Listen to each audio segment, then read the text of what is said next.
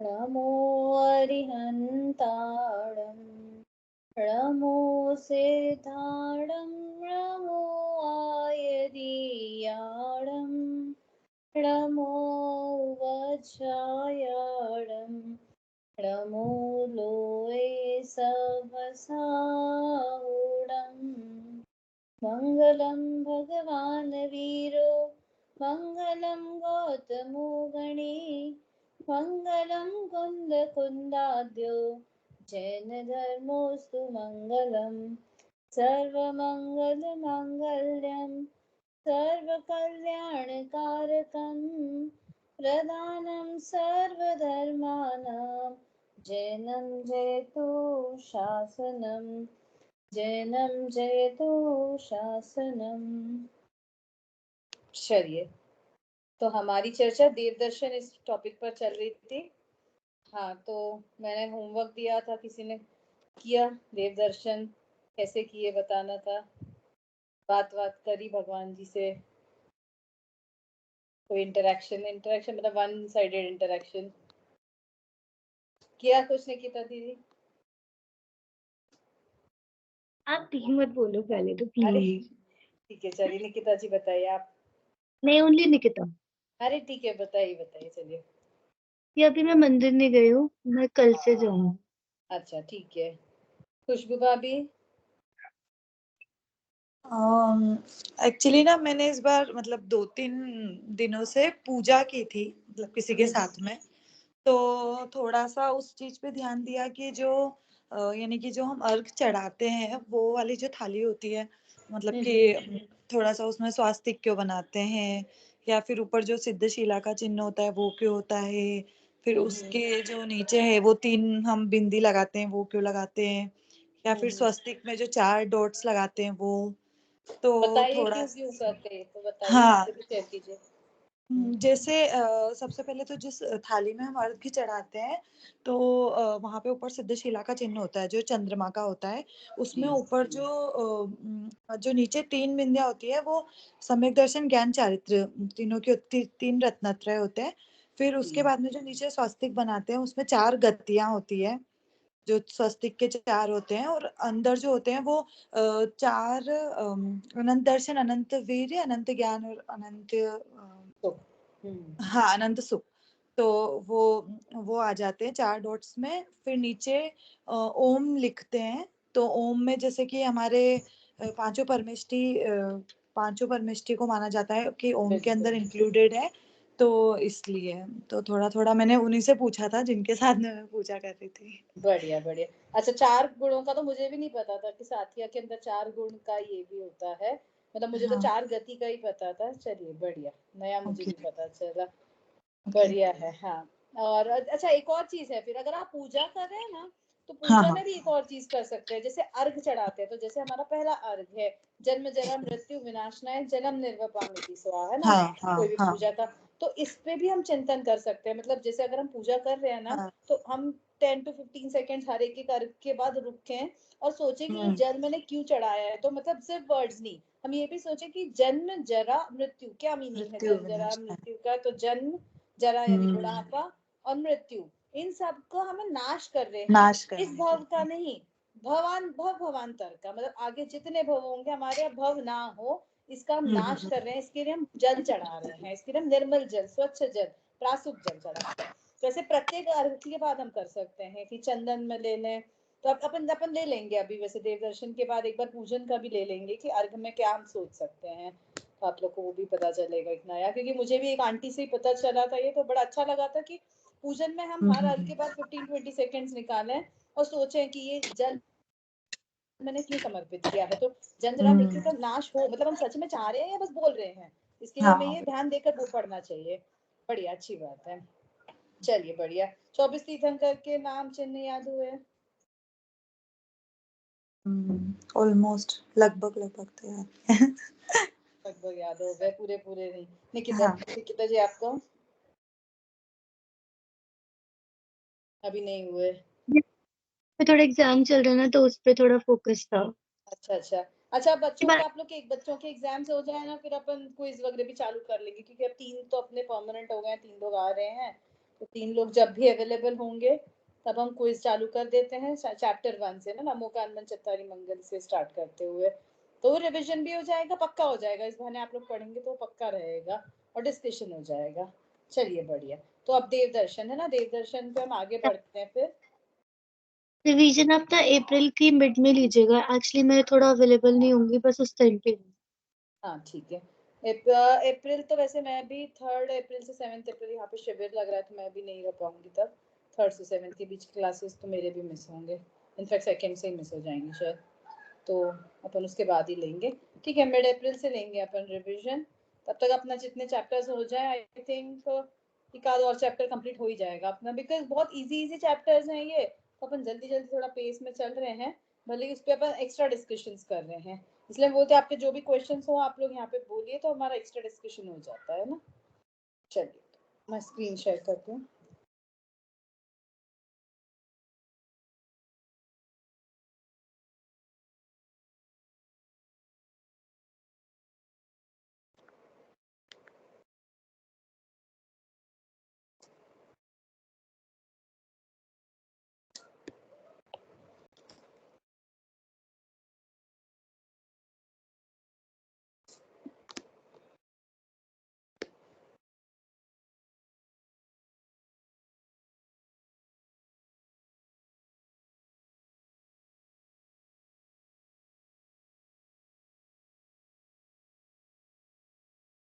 हाँ जी, तो हमारा ये आधा चैप्टर हो गया था।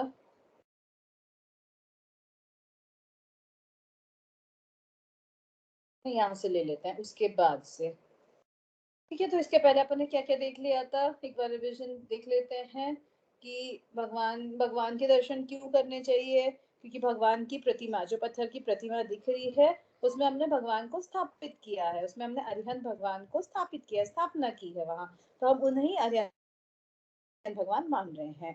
तो मंदिर कैसे जाना चाहिए, तो हमें देखना था कि मन की तन की शुद्धि के साथ जाना चाहिए, धुले हुए अच्छे वस्त्र, साफ सुथरे वस्त्र पहनकर। वस्त्रों से हमारे मन में प्रभाव बिल्कुल पड़ता है, तो इसलिए हमें वस्त्रों को साफ सुथरे धुले हुए पहनकर, फिर वातावरण की पवित्रता बनाए रखना, दूसरों का ध्यान भंग ना हो, इस तरह से हमें पढ़ना चाहिए। जोर जोर से स्तुति कर रहे हैं, जोर जोर से तालियां बजा रहे हैं, ऐसा नहीं करना चाहिए हमें, जिससे दूसरों को डिस्टर्बेंस हो और हमें अंतराय करने का बंद हो, ऐसा हमें नहीं करना चाहिए। और आजकल के ज़माने में देखें तो फ़ोन, मोबाइल जैसी चीज़ों को नहीं ले जाना चाहिए। आपको ले जाने की आवश्यकता है तो आप साइलेंट पे रखें उसको, अपना डेटा ऑफ करके रखें, इस तरह से रखें, है ना। तो उसके बाद फिर हाथ पैर, चप्पल जूते उतार कर, हाथ पैर धोकर 3 बार निस्सई बोलना चाहिए। निस्सई के क्या 2 अर्थ बताए थे निकिता जी? 2 अर्थ बताए थे निस्सई के। हाँ जी। दी, एक तो कि हम संसारिक सारे कार्यक्रमों को छोड़कर प्रवेश कर रहे हैं मंदिर में, और दूसरा बिल्कुल। कि जो व्यंतर देव वहाँ मौजूद होते हैं जिन्हें हम देख नहीं सकते, वो तो, मतलब हमें देख के थोड़ा मतलब डिस्टेंस मेंटेन कर ले, आई थिंक। हाँ, साइड हो जाए जैसे, हाँ बढ़िया, है ना। तो ऐसे मंदिर में प्रवेश करें। फिर उसके बाद क्या करें, अब उसके बाद भगवान की वेदी के सामने ओम जय जय जय, नमोस्तु नमोस्तु नमोस्तु, नमो अरहंताणम आदि नमोकार मंत्र एवं चत्तारी मंगलम आदि पाठ बोलते हुए जिनेन्द्र भगवान को अष्टांग नमस्कार करें। क्या बताया, ओम जय जय जय, नमोस्तु नमोस्तु नमोस्तु, नमोकार मंत्र आदि, ये सब शुद्ध उच्चारण सही, जैसा हमने पढ़ा था ना। हमारी गड़बड़ हो रही थी प्रोनाउंसिएशन में, बिना गड़बड़ के प्रॉपर प्रोनाउंसिएशन के साथ हमें पढ़ना चाहिए, क्योंकि हमारे सामने 3 लोक के नाथ हैं, है ना। भगवान कौन है, 3 लोक के नाथ, इतने बड़े भगवान हैं, तो हमें भगवान के सामने गलत उच्चारण, उनके नाम का गलत उच्चारण नहीं करना चाहिए। जैसे कई बार होता है ना कि किसी का नाम कुछ होता है, जैसे मेरे साथ यहाँ होता है बेंगलोर में कि मेरा नाम तो मिताली है, और यहाँ साउथ इंडियंस को थोड़ा सा TH की आदत होती है, तो कई बार क्या हो जाता है मिथाली, तो बोलते में लिखते में भी मिथाली हो जाता है, कई डॉक्यूमेंट्स पे भी मेरे मिथाली हो गया है। तो अपन को बड़ा अटपटा सा लगता है, अच्छा नहीं लगता, अपने को लगता है कि यार मेरा जो नाम है ना वो वही नाम रहे, थोड़ा एक एक H भी आ गया उसमें तो ऐसा हो गया। तो हम तो भगवान की स्तुति कर रहे हैं, भगवान के नाम का उच्चारण कर रहे हैं, हमें बिल्कुल प्रॉपर जो प्रोनाउंसिएशन है, जो उच्चारण है, हमें उसी के साथ चलना चाहिए। तो उस इसलिए हमें वो इम्प्रूव करना चाहिए। फर्स्ट स्टेप टू जैनिज्म है हमारा कि नमोकार मंत्र को, चत्तारी मंगल को हम शुद्ध उच्चारण के साथ स्पष्टता से पढ़ें। फिर जिनेन्द्र भगवान को अष्टांग नमस्कार करें। 8 अंग से जैसे हमने देखा था, ये ऊपर इमेजेस में दे रहे थे कि इस तरह से नमस्कार करें। इसके बाद चित्त को एकाग्र करके भगवान की स्तुति पढ़ते हुए 3 प्रदक्षिणा देनी चाहिए। 3 प्रदक्षिणा का क्या देखा था इम्पोर्टेंस? खुशबू भाभी आप थे क्या? शायद आप बीच में चले गए थे, उस टाइम पे थे क्या 3 हाँ प्रदक्षिणा? नहीं नहीं, मैंने नहीं सुन पाई थी। वो हाँ तो छोटी है ना मेरी बेटी, तो वो बीच बीच में थोड़ा डिस्टरबेंस क्रिएट कर देती हाँ है। हाँ कोई बात नहीं, कोई बात नहीं। तो 3 प्रदक्षिणा क्यों देनी चाहिए कि निकिता जी बताइए, आप बताइए।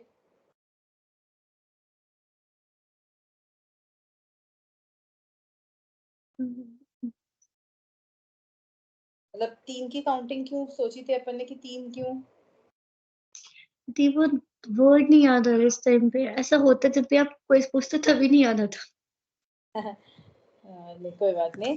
3 प्रदक्षिणा का अपन ने देखा था। 3 क्या है? 3 बहुवचन का सूचक है। 3 हमें बहुवचन दर्शा रहा है। तो 3 मतलब बहुवचन को हम देखते हुए कि एक बार नहीं, 2 बार नहीं, हम अनेक बार परिक्रमा दे रहे हैं। आप क्या अनेक बार आपकी प्रदक्षिणा दे रहे हैं, तो इसलिए हम 3 बार देते हैं। तो 3 बार प्रदक्षिणा देनी चाहिए। फिर भगवान को नमस्कार करके 9 बार नमोकार मन पढ़ते हुए कार्योत्सव करना चाहिए। मन कायोत्सर्ग का भी सोचा था ना। बात हुई थी कि कायोत्सर्ग का मीनिंग क्या है, कि शरीर और आत्मा ये दोनों भिन्न हैं, ये जानना चाहिए। कायोत्सर्ग का अर्थ 9 बार नमो का मन पढ़ना नहीं होता है, ये गलत फहमी है। कायोत्सर्ग का अर्थ, मेन अर्थ होता है कि हमारे काय से उत्सर्ग है, हमें काय से ममत्व नहीं है। हम काय और जीव यानी शरीर को और जीव को, आत्मा को भिन्न भिन्न जाने, अलग अलग जाने, ऐसा करना चाहिए। मंदिर में कभी राग द्वेष की बातें नहीं करना चाहिए।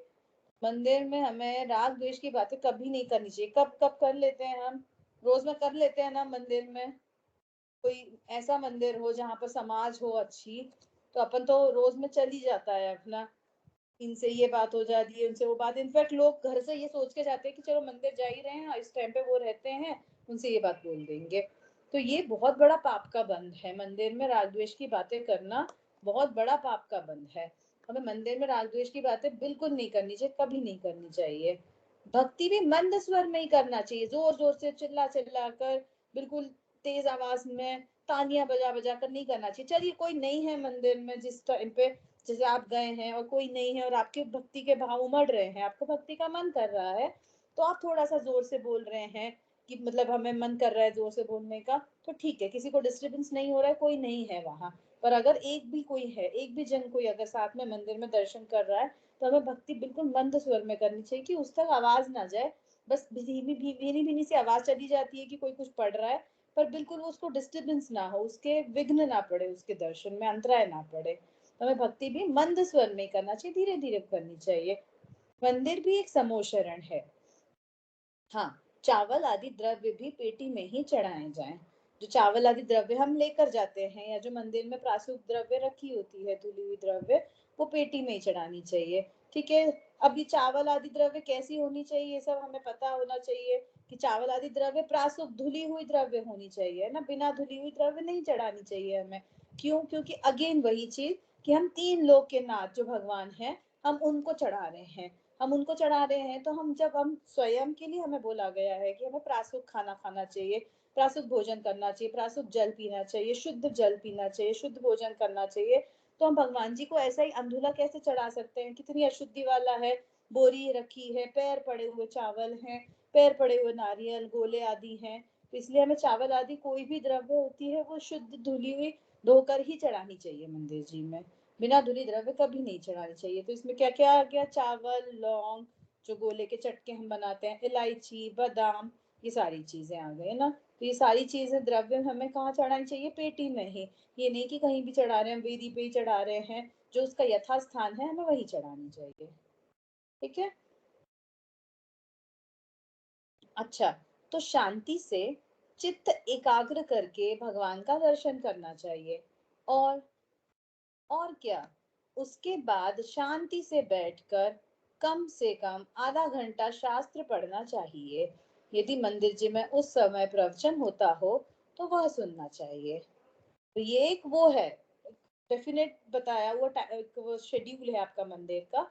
अब आप अपने अकॉर्डिंग थोड़ा बहुत चेंजेस कर सकते हैं कि आपके पास किसी दिन टाइम है किसी दिन टाइम नहीं है तो आप घर जाकर अपना काम निपटा कर, जैसे कोई ऑफिस के काम है या कुछ है, या हस्बैंड को ऑफिस भेजना है, तो वो करके आप उसके बाद बैठ के पढ़िए। जैसा जैसा समय की अनुकूलता आपको हो उस तरह से करें, पर क्या करना है, शांति से बैठकर कम से कम एटलीस्ट, बोल दिया है यहाँ उन्होंने पहले ही बता दिया कि एटलीस्ट आधा घंटा। ये नहीं मानना है कि अरे 15-20 मिनट चल जाएगा, 15 मिनट चल जाएगा, एटलीस्ट आधा घंटा। बच्चों को जब हम लोग ये पढ़ाते हैं तो बोल देते हैं कि 5 मिनट 10 मिनट कोई भी बुक उठा के पढ़ो, पर अपन लोग बड़े हैं तो अपन लोग आधा घंटा तो निकाल ही सकते हैं। आधा आधा घंटे का समय हमें निकालना ही चाहिए मंदिर जी में शास्त्र पढ़ने के लिए। तो कम से कम आधा घंटा शास्त्र पढ़ना चाहिए। कौन सा पढ़ना चाहिए, किसी दिन कुछ किसी दिन कुछ नहीं, आप एक संलग्न एक शास्त्र चूज कर लीजिए और फिर उसे संलग्न रोज पढ़िए, मंदिर जी में रखिए, या मंदिर जी में नहीं रख पाते तो घर ले जाइए फिर लेके आइए मंदिर जी में, ऐसा करिए। आधा घंटा शास्त्र पढ़ना चाहिए। यदि मंदिर जी में उस समय कोई प्रवचन होता हो तो वह सुनना चाहिए। तो शास्त्र पढ़ने से भी उत्कृष्ट क्या है कि किसी के प्रवचन हो रहे हैं, कोई मुनिराज आदि हो, कोई विद्वान आदि हो, पंडित आदि हो, किन्हीं के प्रवचन किन्हीं के व्याख्यान चल रहे हैं, तो आप वो सुनिए। वो क्यों सुनिए, क्योंकि जब हमें कोई बड़ा, हमसे कोई बड़ा वक्ता हमें हमारे शास्त्र को बताएगा तो हमें और ज्यादा अच्छे से चीजें समझ में आएंगी। हम उससे क्वेश्चन करके हम और उससे उससे की अधिक माहिती निकाल सकते हैं। तो हमें एक्स्ट्रा नॉलेज के लिए उस समय जो प्रवचन हो रहे हो उन्हें सुनना चाहिए, और अगर वो नहीं हो तो अपने शास्त्र पढ़ना चाहिए। तो इससे क्या हो जाएगा शास्त्र पढ़ने से, बताइए, कोई बताएगा शास्त्र क्यों पढ़ना चाहिए, क्या हो रहा है शास्त्र पढ़ने से, नॉलेज बढ़ रही है। हाँ, बहुत सारी हमें दैनिक चीजें भी सीखने को मिलती है। और मतलब नॉलेज बढ़ रही है, इसके अलावा और क्या, बताइए खुशबू भाभी।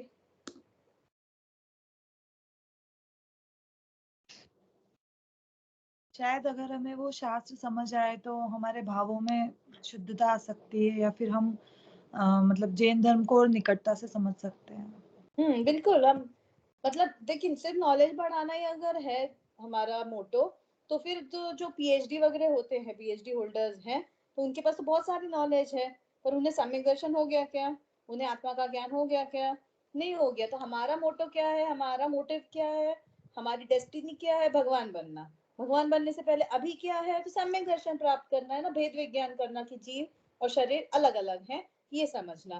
तो हम शास्त्र क्यों पढ़ रहे हैं, क्योंकि हमें समझ, देखिए पढ़ के हमें समझ तो आती है चीजें, नॉवेल्स तो हम अच्छे से पढ़ लेते हैं, सीरीज तो हम अच्छे से देख लेते हैं, मूवीज अच्छे से देख लेते हैं, तो थोड़ा टाइम हम इसी तरह धर्म के लिए भी निकालें और उसको उसको जाने कि आप मतलब हम बार बार पढ़ेंगे, जब कोई चीज आपको बार बार बार बार बताई जाएगी तो हमें समझ में आएगा कि हाँ मैं अलग हूँ, जीव अलग है, शरीर अलग है ना, मैं शरीर से भिन्न हूँ, ये चीजें हमें समझ में आएंगी।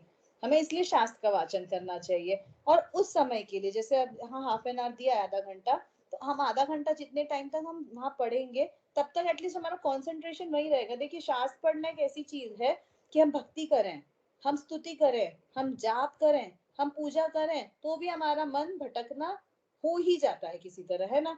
कोई पूजा रटी रटाई पूजा हो तो हमारा मन बिल्कुल भटकता है, कोई रटी रटाई ना हो तो अगेन वही हो गया कि शास्त्र हम पढ़ रहे हैं। पर अगर कोई रटी रटाई पूजा हो तो बिल्कुल दिमाग भटकता है कि नहीं भटकता, भटकता है ना, बिल्कुल भटकता है। कोई भक्ति पढ़ते हैं रटी रटाई तो बिल्कुल भटकता है।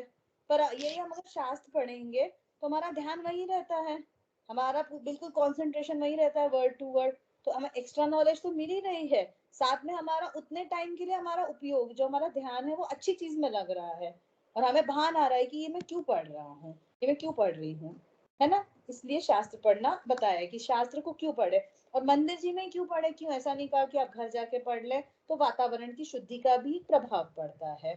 मंदिर का जो वातावरण, शुद्ध वातावरण होता है, उसका हमें मेंटली भी प्रभाव पड़ता है, हमें इफेक्ट दिखता है हमारी मेंटल स्टेट पे। तो इसलिए वहां शांति से बैठकर हाफ एन आवर के लिए शास्त्र पढ़ना, ठीक है।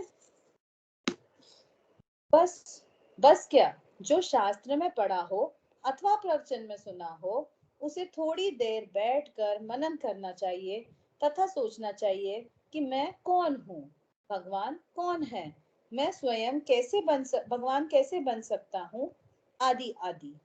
देखिए आ गया ना वही वाला पॉइंट कि पढ़कर क्या करें। तो पढ़कर थोड़ी देर बैठकर उसका चिंतन करना चाहिए। पढ़ने के बाद या फिर हमने जो प्रवचन में सुना है, जो व्याख्यान में सुना है, वो सुनने के बाद हमें क्या करना चाहिए, थोड़ी देर बैठकर अच्छे से शांति से बैठकर सोचना चाहिए कि मैंने क्या पढ़ा, आज मैंने क्या पढ़ा, उससे मुझे क्या फायदा हुआ, क्या लाभ हुआ, ये सोचना चाहिए।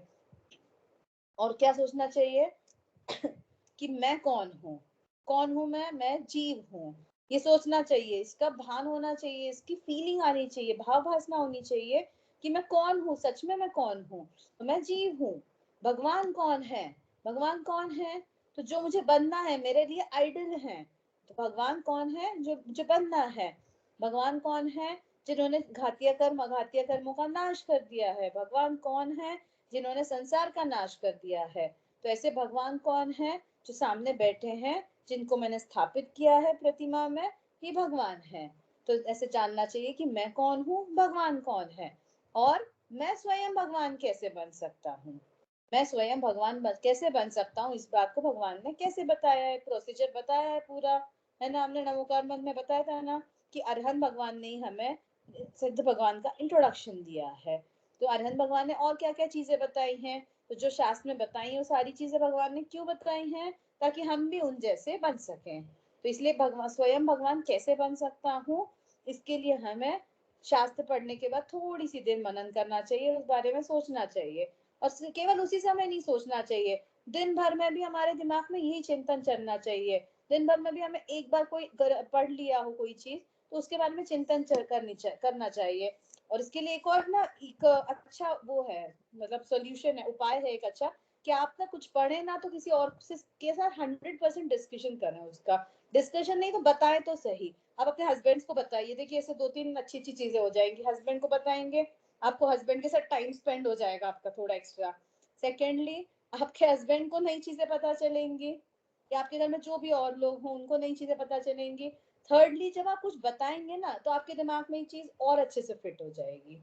ऐसा होता है प्रैक्टिकली, मतलब मैंने खुद भी एक्सपीरियंस किया है कि मैं जब कभी कुछ पढ़ लेती हूँ ना ग्रंथ में, तो मैं मम्मी को कभी बता देती हूँ फोन पे कि मम्मी मैंने आज ये पढ़ा था, बड़ा अच्छा लगा ये। तो उस टाइम वो दिमाग में इतनी अच्छे से फिट हो जाती है कि वो बात दिमाग से नहीं निकलेगी, क्योंकि फिर मम्मी भी पूछेंगे कि अच्छा ऐसा पढ़ा था, अच्छा इसका क्या मतलब था, या ये किस रेफरेंस से था, क्या था, तो और डेप्थ में चले जाएंगे। तो इसलिए कभी भी जो भी चिंतन करा है हमने, जो भी मनन करा है, जो भी शास्त्र में पढ़ा है, आप किसी ना किसी से जरूर डिस्कस करिए। आपके कोई फ्रेंड्स हो, कोई सिस्टर्स हो, कोई मम्मी हो, पापा हो, इन लॉज हो, जो भी हो, उनसे डिस्कशन करेंगे ना तो हमारे दिमाग में वो अच्छे से फिट हो जाएगी बात। तो इसलिए हमें ऐसे करना चाहिए शास्त्र पढ़ के, है ना। हाँ, तो ये हमें चिंतन करना चाहिए कि मैं स्वयं भगवान कैसे बन सकता हूँ। हाँ, तो हम अच्छा बताइए तो सही, मैं स्वयं भगवान कैसे बन सकता हूँ, बताइए खुशबू भाभी।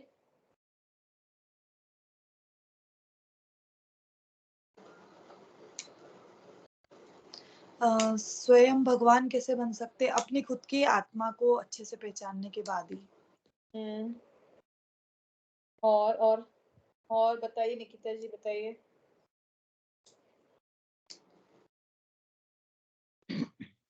जैसे आपने बताया कि अपनी आत्मा का हमें ध्यान करना चाहिए, उसके बारे में जानना चाहिए। जब हम ग्रंथ को पढ़ते हैं ना तो उसको पढ़ के हमें समझना चाहिए कि क्या हमें करना है, क्या किस तरह से हमें मतलब हम अपने आप को मतलब अपनी आत्मा को हम कैसे पहचान सकते हैं, या भगवान अगर बने तो कैसे अपने आप को किया, तो वही सब चीजें हम उससे सीख। हाँ हाँ, वही अपन चत्तारी मंगल वाले पार्ट में देखा था ना, याद है कि भगवान के बताए चत्तारी मंगल नहीं, नमोकार मंत्र, भगवान के बताए हुए मार्ग पर चलकर हम उन जैसे बन सकते हैं। तो कैसे बन सकते हैं हम उन जैसे, तो हम उनने जो मार्ग बताया है, उनने जो स्टेप्स बताए हैं, हम उन स्टेप्स पे चलेंगे, उस स्टेप्स को फॉलो कर लेंगे पूरी तरह से, अच्छी तरह से, मन से, तो हम भगवान बन जाएंगे। जैसे किसी को अगर सिंगर बनना होगा, तो वो देखेगा कि लता मंगेशकर की क्या जर्नी रही, आशा भोसले की क्या जर्नी रही है, आजकल के टाइम में श्रेया घोषाल की क्या जर्नी थी, भैया उसने कहाँ से स्टार्ट किया था। तो वैसे ही हमें अगर भगवान बनना है तो हम ये देखेंगे कि उनने कहाँ से स्टार्ट की थी, कैसी शुरुआत की थी भगवान बनने की। तो हम उनके बताए हुए मार्ग पर चलेंगे, उनके बताए हुए, उनके दर्शाए हुए जो उनका मार्ग दिख रहा है, उस मार्ग पर हम चल जाएंगे तो भगवान बन जाएंगे। बढ़िया, है ना। चलिए फिर आगे, इन सब से क्या लाभ होगा। अब हमने कर तो लिया, भैया ने सही बोल लिया, नमोस्तु बोल लिया, नमोकार मन बोल लिया, मंदिर में बैठकर वो परिक्रमा भी लगा ली, स्तुति भी बोल ली, नौबार नमोकार मन भी पढ़ लिया, फिर उसके बाद शास्त्र स्वाध्याय भी कर लिया, मनन चिंतन भी कर लिया, द्रव्य भी चढ़ा ली, सब कर लिया। अब क्या लाभ है इससे, क्या मिला इससे? तो इससे आत्मा में शांति प्राप्त होती है। इससे क्या होगा? तो इससे आत्मा में शांति प्राप्त होगी, परिणामों में निर्मलता आती है। जैसे एक मुझे वो याद है दृष्टांत, प्रमाण सागर महाराज जी है ना, उन्होंने दृष्टांत दिया था। उनसे किसी ने क्वेश्चन पूछा था कि महाराज जी भगवान तो हमारे मन में है, या भगवान हर जगह है, तो हम मंदिर में क्यों जाएं? क्यों हमें मंदिर में जाने की आवश्यकता है? हम आंख बंद कर लेंगे और भगवान के दर्शन कर लेंगे, या हम सामने ग्रंथ को रख लेंगे और भगवान के दर्शन कर लेंगे, फोटो देख के दर्शन कर लेंगे, तो क्यों हमें आवश्यकता है जाने की? तो उन्होंने अच्छा एक वो दिया था कि आप, हवा तो सब जगह है ना, एयर सब जगह है हवा, तो आपको अगर एयर आपके टायर्स में भरवानी है गाड़ी में, तो आपको कहीं से भी भरवा लो, अपने यहाँ घर के पास अराउंड सराउंडिंग से भर लो। तो ऐसा नहीं होता ना हम पंप पे जाएंगे, पेट्रोल पंप में जहाँ वहाँ एयर वाला होता है, वहां हम जाके ही टायर में एयर भरवाएंगे, हवा भरवाएंगे, है ना? ऐसा नहीं है कि हम पूरे जगह कहीं से भी भरवा लें। तो इसी तरह से हम मंदिर जाने का भी अच्छा एक पॉइंट है ये बताने के लिए लोगों को कि मंदिर क्यों जा रहे हैं, क्योंकि हमारी भावों की शुद्धि वहीं जाकर होगी, हमारी जो हमें जो चीज चाहिए है वो वहीं जाकर मिलेगी हमें। तो क्या बताया इसमें कि आत्मा में शांति प्राप्त होगी। आत्मा में उस समय के लिए, मान लीजिए आधा पौना घंटा मंदिर में है, या अभी 15-20 मिनट होते हैं, जितना टाइम तक है, तो आत्मा में शांति प्राप्त होगी। रोज के वही संकल्प विकल्प दिन भर के चलते हैं कि भैया बच्चे, सुबह बच्चों को उठाना है, फिर उनका ब्रेकफास्ट बनाना है और स्कूल भेजना है, तैयार करना है, फिर उनके ये सोच, फिर हस्बैंड के टिफिन बनाने हैं, ये पूरा डेली रूटीन जो चलता है, इससे मंदिर में जाके क्या होगा? शांति मिलेगी। अच्छा, शांति कैसे मिलेगी? बस मंदिर में जाने से क्या? तो नहीं, हमने देखा ना कि मंदिर में जाकर हम भावों से, हम थ्रू या माइंड से भी हम वहीं रहे मंदिर में, तब जाके हमें आत्मा में शांति मिलेगी। ऐसा नहीं है कि हम फिजिकली तो वहां है और मेंटली कहीं और है, घर पर है, ऑफिस में है, या बच्चों के स्कूल में है, उससे नहीं मिलेगी शांति। शांति मिलेगी मेंटली भी वहां रह के। इसलिए हमारे यहाँ बोला है ना कि मन वचन काया तीनों से काम करना चाहिए। तो काया यानी बॉडी, बॉडी से तो हम है मंदिर में, वचन मतलब जो हम बोल रहे हैं वो भी मंदिर के अनुकूल ही है, और मन से भी हमें वही होना चाहिए मंदिर में। तो तब क्या होगा? आत्मा में शांति प्राप्त होती है, परिणामों में निर्मलता आती है। क्या होते हैं परिणाम? तो जो हमारे जो डेली के भाव चलते हैं, जो हमारे अंदर अंदर के भाव हो रहे हैं, उन्हें परिणाम कहते हैं। तो वो कैसे होते हैं? अशुभ भी हो सकते हैं, शुभ परिणाम भी हो सकते हैं, कुछ बुरे भाव भी हो सकते हैं। कभी हमें किसी के प्रति गुस्सा आ रहा है, कभी हमें किसी के प्रति जेलसी फील हो रही है, तो सारे अशुभ परिणाम में आते हैं। कोई बुरे भाव हो रहे हैं, और शुभ परिणामों में हमें कोई अच्छी चीजें लग रही हैं, हमें शांति मिल रही है, हम शास्त्र पढ़ रहे हैं, हम दर्शन कर रहे हैं, स्वाध्याय कर रहे हैं, पूजन कर रहे हैं, या हम कोई अन्य चीजें भी, हमें दया का भाव आ रहा है, करुणा का भाव आ रहा है, ये सारे शुभ परिणाम है। तो परिणामों में क्या होता है? परिणाम यानी भावों में क्या आता है? निर्मलता आता है, निर्मलता आती है। निर्मलता मतलब स्वच्छता, साफ सुथरे परिणाम रहते हैं ना। अगेन ये वही है, फिजिकली नहीं, मेंटली भी अगर हम मंदिर में रहेंगे तब की बात चल रही है ये। जब हम मेंटली मंदिर में रहेंगे तब आत्मा में शांति प्राप्त होती है। जब हम मेंटली मंदिर में रहेंगे तब परिणामों में निर्मलता आती है, स्वच्छता आती है, हमारे परिणाम भी स्वच्छ रहते हैं, साफ सुथरे से रहते हैं, शांतिमय रहते हैं। फिर मंदिर में आत्मा की चर्चा होती है। तो क्या होता है मंदिर में? और आत्मा की चर्चा होती है। तो हमें क्या प्राप्त करना है? जैसे भी आप दोनों ने कहा ना कि हम भगवान कैसे बन सकते हैं? तो आत्मा को पहचान कर, जानकर। तो ये कैसे होगा आत्मा को पहचानना जानना? शास्त्र पढ़कर। तो वो कहाँ होगा? तो मंदिर में। तो मंदिर में आत्मा की चर्चा भी होती है। अतः यदि हम आत्मा को समझकर उसमें लीन हो जावें तो परमात्मा बन सकते हैं। अगर हम आत्मा में ही लीन हो जाएंगे तो भगवान बन जाएंगे।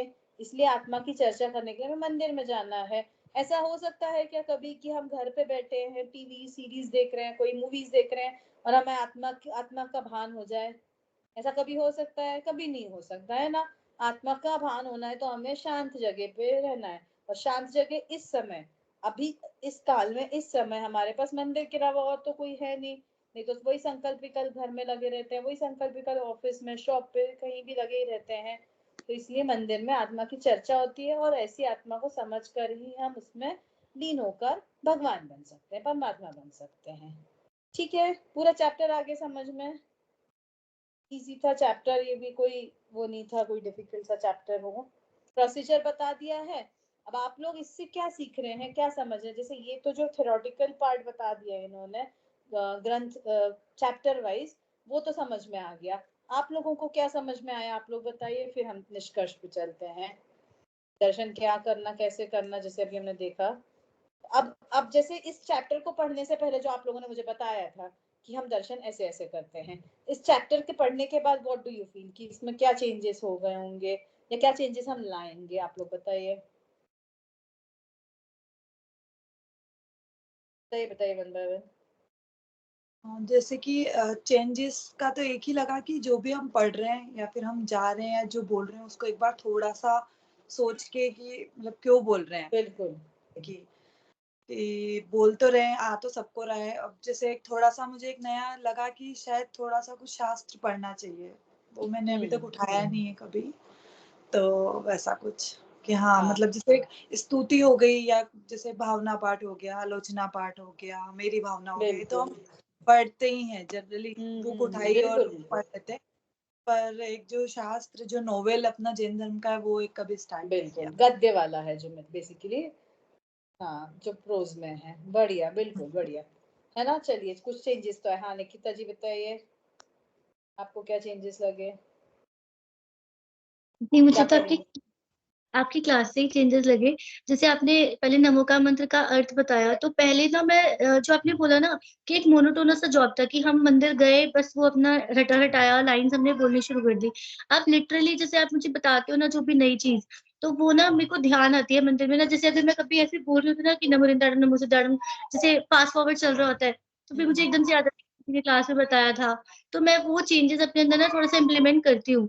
और लाइक आपने कोई चीज अगर क्लास में बताई है, तो मैं अपने हस्बैंड से पहले वो क्वेश्चन पूछती हूँ, फिर उन्हें बताती हूँ कि देखो आपको पता है, या कभी कभी वो बताते हैं। तो एक्चुअली पहले क्या था, वो पहले मुझे वो बताते थे, अब मैं उनको बताने लगी हूँ कि नहीं ये है। तो ये सारे चेंजेस है जो मतलब, और मैं यही चाहती थी इस क्लास के थ्रू कि ये होना चाहिए, और थोड़ा बढ़िया। सा मैं ये बता रही हूँ। हाँ ये ओवरऑल हो गया। देव दर्शन के चैप्टर से थोड़ा रिलेट करके बताएंगे कि देव दर्शन में अब क्या आप चेंजेस ला के कैसे दर्शन करेंगे? लाइक अभी भी बहुत सारी चीजें हैं जो हम पढ़ रहे होते हैं, उनके मीनिंग इतना मतलब, क्योंकि बहुत सारी एग्जैक्टली। हैं, उनके मीनिंग भी इतने अच्छे से नहीं आते। जैसे अभी मेरी दीदी ने जैसे बताया था कि वो थाली में ऐसे या ऐसे बनाते हैं, तो मुझे इससे भी रिलेटेड एक आपसे क्वेश्चन पूछना था, तो मैंने वही सोचा था कि मैं बाद में आपसे पूछूंगी। तो हाँ देवदर्शन ऐसे कि लाइक मुझे पहले अच्छे से नहीं पता था, जैसे निस्सही के दो मतलब होते हैं, तो मुझे वो वाला पता था कि हाँ हम संसारिक कार्यक्रमों को बाहर छोड़कर हम अंदर आ रहे हैं। दूसरा मीनिंग भी नहीं पता था, तो वो मुझे व्यंतर वाला थोड़ा फेक लगता था, लेकिन अब मुझे बिलीव हो गया कि अच्छा ऐसा भी होता है। हाँ। ऐसे ही। और बाकी जो आपने बताया, ये वाला मुझे क्लियर नहीं है, निश्चय का दूसरा वाला मीनिंग क्या है? जैसे भाभी व्यंतर देव होते हैं, चार तरह के देव होते हैं, देव गति के देव, उनमें से एक व्यंतर देव होते हैं। तो व्यंतर देव ऐसे होते हैं, जैसे सुना होगा ना, किसी मतलब किसी को परेशान करते हैं कोई देव, या किसी का कोई अच्छा करने में भी हेल्प करते हैं। जैसे मोस्टली ना अभी तो नहीं इतना करते हैं ये, पर इन जनरल पहले अच्छा ये सुना होगा आपने बुंदेलखंड में वगैरह की बाजे बज रहे हैं 12 बजे रात को मंदिर में अपने आप, ये सब व्यंतर देवों के काम है। तो व्यंतर देव होते हैं, तो वो मंदिर में ना अदृश्य होते हैं, हमें नहीं दिख रहे होते हैं, वो किसी भी तरह से रूप बना सकते हैं अपना। तो वो व्यंतर देव भी दर्शन कर रहे होते हैं, मतलब कई ऐसे, कई मतलब बहुत मैक्सिमम ऐसे ही हैं जो मंदिर में दर्शन करने आते हैं। तो मंदिर में जब दर्शन कर रहे हैं व्यंतर देव, उनको हम कहते हैं कि हम आ रहे हैं तो आप थोड़ा साइड हो जाए, बिकॉज हमें तो आप नहीं दिख रहे हैं।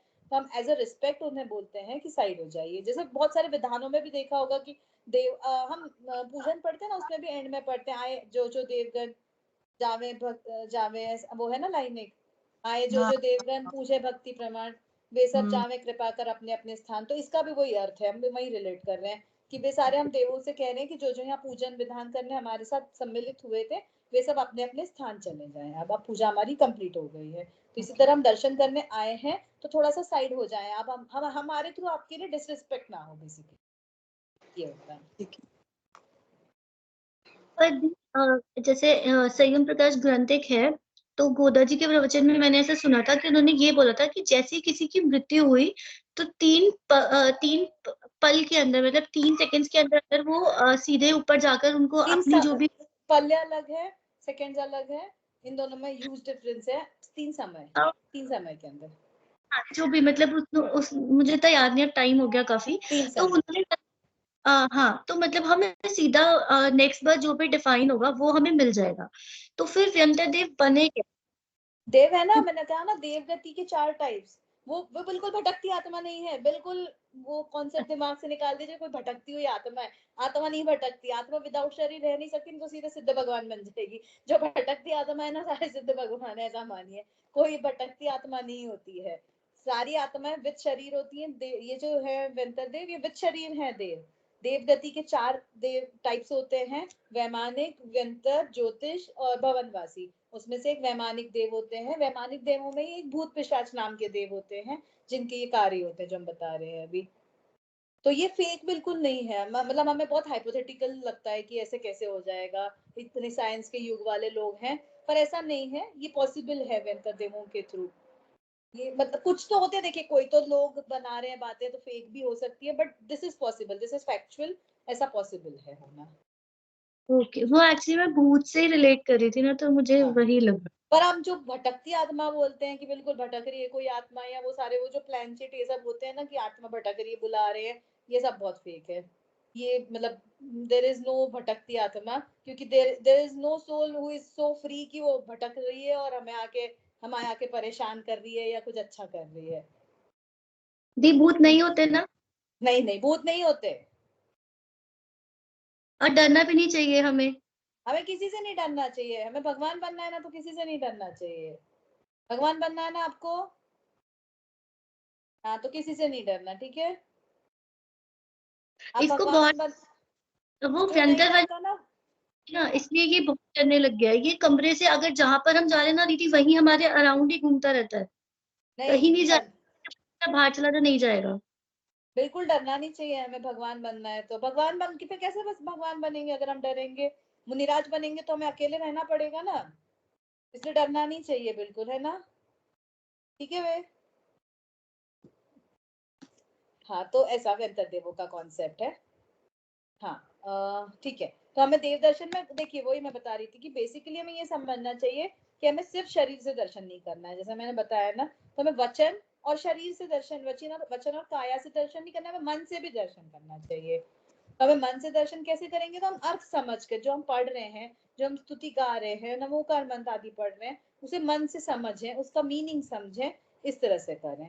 और जब हम मतलब जैसे हम देव दर्शन कर रहे हैं, तो हमें ये भी ध्यान रखना चाहिए कि जो मूल नायक भगवान है, या मूल नायक भी छोड़ दीजिए, अरहंत भगवान है, हम उनकी स्तुति वाली भक्तियां ज्यादा गाएं। जैसे मेरी भावना आदि है, हम पढ़ रहे हैं, बहुत अच्छी बात है, कोई कोई बुराई नहीं है, पर भगवान के सामने हमें इतनी महिमा भगवान की आनी चाहिए कि हमें मुंह से मतलब ऑटोमेटिकली देव स्तुति निकले, या शास्त्र की स्तुति, हम शास्त्र पढ़ रहे हैं तो ऐसे निकले, है ना। वो एक बहुमान है उनके प्रति, कि जैसे ऐसा होता है कि हम कोई फैमिली गेट टुगेदर है, हमारे दादाजी हैं, तो आप उन्हीं से शुरुआत करते हैं ना, कि कुछ भी अगर बोलना है, कुछ बांटना है, कुछ कुछ भी ऑफरिंग्स करने या खाना सर्व करना है मान लीजिए, तो हम सबसे पहले बड़ों को ही देंगे, बड़ों से ही स्टार्ट करेंगे। तो इसी तरह में भगवान जब है सामने हमारे, तो हमें भगवान की स्तुति पहले करनी चाहिए, फिर हमारी आत्मा का ध्यान, या हमें जो उस अकॉर्डिंग चीजें हैं वो करनी चाहिए, ठीक है। चलिए फिर हम निष्कर्ष पे आते हैं। फिर पूजा का ना अपन नेक्स्ट क्लास में ले लेंगे कि पूजा के अर्घ में हमें क्या सोचना चाहिए, क्या विचारना चाहिए अर्घ पढ़ते समय, क्योंकि देव दर्शन में हमने पूजा भी इंक्लूड कर लिया है, तो हम उसके अकॉर्डिंग ले लेंगे आगे। हाँ, निष्कर्ष, देवालय एक शिक्षालय है। देवालय मतलब जहाँ देव रहते हैं, देवों का आलय, और शिक्षालय मतलब जहाँ शिक्षा प्राप्त की जाती है, शिक्षा का आलय। देवालय एक शिक्षालय है। भिक्षालय सांसारिक इच्छाओं की पूर्ति के लिए कुछ भी मांगने का स्थान नहीं है। बहुत बहुत ज्यादा स्ट्रॉन्ग पॉइंट है कि हम मंदिर में जाके ये बोलें कि हमें, मतलब ये सब तो छोड़ दीजिए जो पुराने आते हैं कि पुत्र की प्राप्ति हो जाए, विवाह हो जाए, पर हम छोटी छोटी सी चीजें कि हे भगवान ये मेरे साथ ना हो, ये मेरे साथ अच्छा हो जाए, या हमारा कहीं बाहर जाने का कोई प्लान है तो भैया ये सक्सेसफुल हो जाए, ये हमारा प्लान कैंसिल ना हो जाए, या कुछ भी कोई भी चीजें, हमारी तबीयत ठीक नहीं है तो हे भगवान मेरी तबीयत ठीक हो जाए, या मेरे परिवारजनों की तबीयत ठीक हो जाए, मेरे परिवारजन मुझसे अच्छे से बिहेव करें। ये सारी चीजें, सांसारिक इच्छाएं मांगना भगवान के सामने बहुत बहुत बड़ा, अगेन वही अंतराय का कारण है या पाप का कारण है ये। क्योंकि मंदिर हमें कुछ देता नहीं है, हमारे भगवान कुछ देते नहीं। हमने पहले भी पढ़ा था ना नमोकार मंत्र में कि भगवान कुछ देते नहीं है हमारे। हमारे भगवान क्या है, गुणों के धनी है, उनके पास गुण है। वो गुण भी वो देते हैं क्या? नहीं, वो नहीं देते हैं। उन्होंने मार्ग बता दिया है कि भैया तुम्हें अगर प्राप्त करना है, तुम्हें हम जैसा बनना है, तो ये अमुक अमुक डैश डैश डैश डैश मार्ग है, आप उस पर चल के हम जैसा बन सकते हैं। तो हमने क्या देखा, सांसारिक इच्छाओं की पूर्ति के लिए कुछ भी मांगने का स्थान मंदिर बिल्कुल भी नहीं है। बिल्कुल भूल जाना है हमें ये बात कि मंदिर में जाके हम सांसारिक इच्छाओं की कोई पूर्ति मांग के लिए कुछ मांगना चाहिए। कुछ भी नहीं, हमें हमें करना है तो क्या करना है, केवल आत्मा का कल्याण, तो बस उसका ही करना है। यहाँ जिज्ञासा लेकर आने वालों को समाधान मिलता ही मिलता है ना। एक वैसी चीज बता दी कि जैसे आपके मन में कोई जिज्ञासा हो तो आपको वहां आके एक समाधान मिल जाएगा, समाधान नहीं तो एटलीस्ट शांति मिल जाएगी, आपके मन से प्रतिकूलताएं हट जाएंगी, क्योंकि वहां पे हमें शांति प्राप्त हो जाती है, जैसा हमने ऊपर देखा। भगवान सरिका होने की शिक्षा मिलने के लिए जिन दर्शन करना चाहिए, भगवान से कुछ मांगने के लिए नहीं। क्यों करना है भगवान के दर्शन? तो भगवान जैसा बनने के लिए, भगवान जैसा हमें हमें भगवान वाला पद प्राप्त करने के लिए शिक्षा लेनी चाहिए, और उनसे कुछ मांगने के लिए हमें जिन दर्शन बिल्कुल नहीं करने चाहिए। मंदिर में कभी हमें मांगना नहीं चाहिए कोई चीजें कि मुझे ये, मेरी इस चीज की पूर्ति हो जाए, इस चीज की प्राप्ति हो जाए, मुझे धन पैसा हो जाए, कि भगवान उसके मेरा लॉस होने से बच जाए। चलो पॉजिटिव मतलब निगेटिव ही सही कि अरे कुछ हो ना जाए, या मेरे बच्चे का एग्जाम अच्छे से हो जाए, या कहीं जा रहे हैं तो कि ये कुछ हो ना जाए, रास्ते में कोई घटना ना हो जाए। ऐसी कोई चीज हमें भगवान के सामने बिल्कुल सोचना मांगना ही नहीं चाहिए, क्योंकि भगवान देने वाले तो है नहीं कुछ। आप अपना ही जबरदस्ती अपने मन की वो करेंगे, इसलिए हमें नहीं करना चाहिए बिल्कुल। ठीक है चलिए, अब ये देव दर्शन की विधि अपने शब्दों में बोलिए। ये तो मैंने कहा है, अब आप लोग का ये होमवर्क है कि देव दर्शन की विधि आप लोगों को एक करके वो देव दर्शन और फिर बतानी है। मतलब ऐसे बच्चों जैसे सिर्फ बुकिश वाली लैंग्वेज में नहीं, देव दर्शन उस तरह से करके फिर बताना है। मंदिर में कैसे और क्यों जाना चाहिए तो हमने देखा था, जूते चप्पल निकाल के हाथ पैर धो के निस्सई निस्सई बोलते हुए। देव दर्शन करते समय क्या बोलना चाहिए, स्तुति बोलनी चाहिए, और स्तुति के साथ नमोकार मंत्र आदि पाठ ये सब बोलना चाहिए। मंदिर में क्या क्या करना चाहिए तो ये हमने देख लिया था। आप लोग बताइए मंदिर में क्या क्या करना चाहिए, फिर नीचे का 2 चित्र वाला नेक्स्ट क्लास में ले लेंगे। हाँ, मंदिर में क्या क्या करना चाहिए?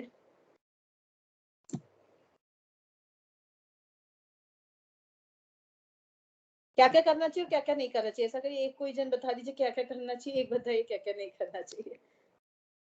अब आप चूज कर लीजिए जो वैसा बोलना चाहे। मतलब जैसे मंदिर में राग द्वेष नहीं करना चाहिए, मतलब राग बढ़िया। द्वेष पर चल रहा हो तो। और अभी एंड में क्या पढ़ा था? जो हम भक्ति वगैरह करते हैं उनको भी थोड़ा शांत रह के करना चाहिए, मतलब दूसरों हाँ, को डिस्टरबेंस नहीं क्रिएट डिस्टर्बेंस होने नहीं। देंगे। बढ़िया। और अभी एंड में, बिल्कुल एंड में भी क्या देखा था? स्वाध्याय। हाँ, स्वाध्याय करना चाहिए। और एंड में और नीचे चैप्टर के और नीचे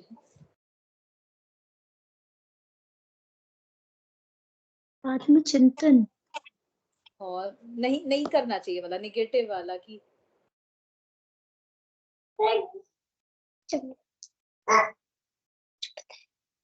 नहीं करना चाहिए तो बहुत सारी चीजें, अनटाइडी कपड़े पहन के नहीं जाने चाहिए, हाँ मंदिर में सांसारिक बातें नहीं करनी चाहिए। बिल्कुल। अभी एंड में एक पॉइंट देखा था, बड़ा स्ट्रॉन्ग सा पॉइंट, मैंने कहा कि ये मैं बिल्कुल इस पे ध्यान रखना चाहिए। अनजाने में ही सही कर लेते हैं हम कई बार ऐसी चीजें। मतलब भगवान से कुछ मांगना नहीं चाहिए। मांगना नहीं चाहिए। हाँ, भगवान से कुछ मांगना नहीं चाहिए। कर लेते हैं ना आप लोग, मतलब मानते हैं ये बातें, हम कई बार कर लेते हैं कि हे, बोल देते बोलने हैं। में ही आ जाता है, हे भगवान ऐसा ना हो जाए मेरे साथ, हे भगवान ये हो जाए मेरे साथ, हे भगवान ये आज का दिन अच्छे से निकल जाए मेरे साथ। तो क्या भगवान थोड़ी नीचे आके कुछ अच्छा कर देंगे या कुछ करके जाएंगे या बचा लेंगे हमें किसी अनहोनी से, है ना? तो भगवान से मांगना तो व्यर्थ है। इससे बेटर तो अपने परिणामों को संभाल के रखे, वो ज्यादा अच्छा है। भगवान से कुछ मांगना नहीं चाहिए, है ना? ये वाली बात थी। अच्छा, एक और बात मैंने शायद पहले भी बताई थी, शायद फर्स्ट डे जब देव दर्शन स्टार्ट हुआ था, कि जो मूल नायक भगवान है हमें उनका अर्घ जरूर याद करना चाहिए। हमें उनका अर्घ पढ़ना चाहिए रोज, जैसे जिसके मंदिर में जो भी भगवान हो आप रोज पढ़िए, आप 10-15 दिन रोज पढ़ेंगे तो आपको ऑलमोस्ट याद हो जाएगा। जैसे हम यहाँ भी शिफ्ट हुए बैंगलोर में 1 साल पहले, तो यहाँ संभवनाथ भगवान की प्रतिमा है मूलनायक, और संभवनाथ भगवान का अर्थ थोड़ा ऐसा है कि कभी नहीं पढ़ने में आएगा ना, महावीर भगवान, आदिनाथ भगवान, पारेश्वर भगवान सब पढ़ने में भी आ जाते हैं, शांतिनाथ भगवान। तो संभवनाथ भगवान वही है कि हमने 15-20 दिन पढ़ा होगा लगभग और अब याद हो गया है पूरा। तो इसी बहाने ये होता है कि हमें एक अर्घ याद हो गया एक्स्ट्रा। और एनीवे हम रोज द्रव्य तो चढ़ाते ही हैं, द्रव्य चढ़ाएंगे तो वो अर्घ बोलते ही हैं अपन, तो अर्घ बोल के आप द्रव्य चढ़ाइए। और एक चीज मतलब मैं भी जो करती हूँ मैं आप लोग को बता दूंगी, तो आप लोग भी अगर चाहे तो आप भी ऐसा कर सकते हैं। गुड थिंग, जैसे मैं तो जो सब मूल नायक भगवान है उनका अर्घ एक पढ़ लेती हूँ, उसके बाद 24 भगवान का अर्घ एक पढ़ लेती हूँ, उसके बाद 20 तीर्थंकर भगवान का अर्घ अगर आपको याद हो तो पढ़िए, नहीं याद है तो कोई बात नहीं। और उसके अंदर महाअर्घ मैंने याद किया हुआ है और उसका अर्घ भी। तो ये है कि हमें पूजा का रोज टाइम नहीं है, अगर हमारे पास उतना टाइम नहीं है तो रोज हम महाअर्घ भी पढ़ लें। पर अगेन कैसे, सिर्फ बोल के नहीं, मन से हम सोचे कि उसमें पंचमेरु भी आ रहे हैं, तो पंचमेरु कितने कहाँ हैं कितने हैं, उसमें नंदीश्वर द्वीप आ रहे हैं, उसमें 10 लक्षण का अर्घ आ रहा है, उसमें 16 कारण आ रहे हैं। तो ये सारों का चिंतन करते हुए अगर हम महाअर्घ पढ़ेंगे तो ये और अच्छी बात है। हमने ना रोज में एक महाअर्घ पढ़ लिया तो बिल्कुल ऐसा है कि हमने पूरा अर्घ दे दिया सबको। पर इसका बिल्कुल ऐसा मतलब नहीं है कि रोज पूजा कर रहे हैं तो हम उससे बच जाए। आप लोग रोज पूजा करते हैं तो बहुत अच्छी बात है, रोज पूजा करिए, मैं उसके लिए बिल्कुल नहीं बोलूंगी। मेरा टाइम थोड़ा ऐसा सेट नहीं हो पाता है सुबह के स्वाध्याय की वजह से, देन ऑफिस वगैरह रहता है हस्बैंड का, तो इसलिए मेरे पास उतना टाइम रहता नहीं है, तो हमारा मंदिर में उतना ही टाइम रहता है तो मैं महाअर्घ पढ़ती हूँ, पूजन नहीं कर पाती हूँ मैं। अगर आप लोग के पास पूजन का टाइम है तो बहुत अच्छी बात है, आप लोग रोज पूजन करिए। और अगर पूजन नहीं कर पाते हैं तो मैं सजेस्ट करूंगी कि आप लोग भी महाअर्घ याद करिए, अगर याद नहीं है तो महाअर्घ भी पढ़िए। तो इससे मतलब मुझे भी खुद बहुत अच्छा लगता है महाअर्घ पढ़ने से। तो इस तरह से हम और एडिशन कर सकते हैं रोज के दर्शन में। और भी जैसे कोई चीजें हैं जो मैं मतलब मैं दर्शन में इंक्लूड करती हूँ, तो वो मैं नेक्स्ट क्लास में अपन डिस्कस करते हैं पूजन के अर्घ के साथ। और ये वाली चीज है ना कि दर्शन में और क्या क्या इम्प्रूव कर सकते हैं, बेसिकली हम चैप्टर को छोड़ के एडिशनली हम क्या ऐड कर सकते हैं उसमें, है ना, इस तरह से कर सकते हैं। हाँ हाँ, आपका कोई क्वेश्चन था निकिता जी, आप कुछ बोल रहे थे? हाँ जी, मैंने देखा है कि कुछ लोग जो होते हैं ना, जैसे अभी दीदी ने बताया था कि वो स्थापना करते हैं, चंद्रमा और ये सिद्धालय सब बनाते हैं, तो इज इट मैंडेटरी? क्योंकि मैंने बहुत सारे लोगों को देखा है कि वो डायरेक्ट अर्घ भी चढ़ाते हैं। हाँ देखिए, हम अगर जब वो सब बना लेते हैं ना तो हमारे भाव उस अकॉर्डिंग रहते हैं कि ये एक थाली हमारी अलग है, इस थाली में हम स्थापना भगवान की कर रहे हैं, और इस थाली को हम अलग मतलब उसको द्रव्य चढ़ाने के लिए ही रख रहे हैं, उस तरह से उसको सिंबलाइज करने के लिए बेसिकली रहता है। तो मतलब अच्छी चीज है, मतलब ना करने में मुझे समझ नहीं पड़ा कि ना क्यों नहीं करें, करना मतलब करने की विधि में है तो आप करिए उसे, अच्छी चीज है वो। मतलब आप स्वास्तिक बनाए तो अगेन जैसे भाभी ने कहा, खुशबू भाभी ने कि स्वास्तिक बना रहे हैं, तो मैं सोच रही थी कि क्यों बना रहे हैं हम, तो 4 गति से निकलने का मार्ग है। उसके बाद 4 गति से निकल कर देव 3 जो रत्नात्रय का 3 बिंदियां बना रहे हैं हम, तो चंदन से बनाते हैं, अक्षत से बनाते हैं लोग, हम चंदन से बना लेते हैं जनरली। तो 3 बिंदियां हमने बनाई, सम्यक दर्शन, सम्यक ज्ञान, सम्यक चारित का प्रतीक, तो हमें वहां याद आ जाए कि भैया ये मुझे प्राप्त करना है। और फिर लास्ट मोटिव क्या है हमारा, तो सिद्धशिला, सिद्ध भगवान है, और सिद्ध भगवान के वहीं हम स्थापना भी करते हैं, है ना, जब हम स्थापना जो पूजन की स्टार्टिंग करते हैं, स्थापना करते हैं, तो हम वहां पे चढ़ा देते हैं लौंग या अक्षत या जो भी पुष्प आदि चढ़ाते हैं, तो वहां चढ़ाते हैं, इस कारण चढ़ाते हैं, मतलब इस कारण ये करते हैं प्रोसीजर। तो अच्छी चीज है ये प्रोसीजर करना कि एक विधि है, विधि के अकॉर्डिंग ही करें, है ना। ठीक है, और कोई क्वेश्चंस? चलिए फिर एंड करें, फिर नेक्स्ट ट्यूसडे। अब आप लोग नेक्स्ट ट्यूसडे तक दर्शन में बताना मुझे, आप लोग कैसे करते हैं दर्शन वो बताइए, मैं कैसे करती हूँ मैं बताऊंगी, फिर अपन पूजन के अर्घ देख लेंगे, इतना करके हम फिर ये चैप्टर एंड कर देंगे, फिर आगे के चैप्टर पे चलेंगे, ठीक है। चलिए ठीक है। निज निधि निज में बताई, यह अनंत उपकार है, इसके लिए जिन वाणी माँ को वंदना शत बार है, वंदना शत बार है। नमो ओरियंताणम, नमो सिद्धाणम, नमो आयर्याणम, नमो वचाणम, नमो लोय सब साहुणम। और एक और चीज कर सकते हैं कि जो जो भगवान के जो कल्याणक होते हैं ना, आप लोग कैलेंडर में देख भी लीजिएगा, या फिर व्हाट्सएप वगैरह पे भी आजकल आने लग गए हैं, हम उनका अलग से एक अर्घ भी चढ़ा लें, उनकी जयकारा भी लगा दे। जैसे आज मल्लीनाथ भगवान का मोक्ष कल्याणक है, तो एक वो याद आएगा कि मल्लीनाथ भगवान जो है हमारे, जिनका अगर अपन रिलेट कर लें अपने चैप्टर से, तो जिनका चिन्ह कलश है, उन मल्लीनाथ भगवान का आज मोक्ष कल्याणक है, तो उसके भी उस बारे में चिंतन कर सकते हैं मंदिर में, देव दर्शन में ये भी ऐड कर सकते हैं, है ना। चलिए, जय जिनेन्द्र। जय जिनेन्द्र।